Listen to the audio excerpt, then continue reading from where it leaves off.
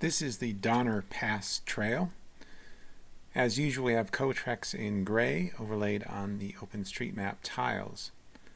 I'll highlight the trail from COTREX in red to call it to your attention.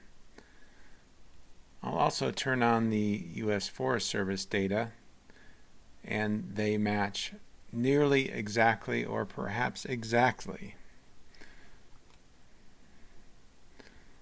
As you can see, there's a discrepancy here, and that is about 130 feet,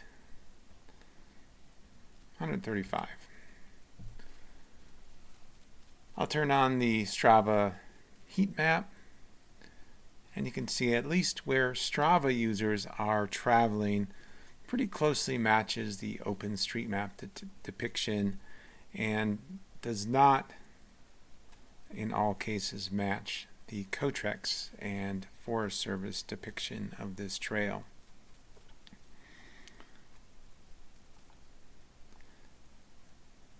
There is one more just north of that main example I just showed you. There's one more case where there's a significant discrepancy, and that is about 100 feet. And I'll just turn on Strava again to show you that there is a discrepancy there between where people are actually traveling, at least Strava users, and the Forest Service / COTREX data.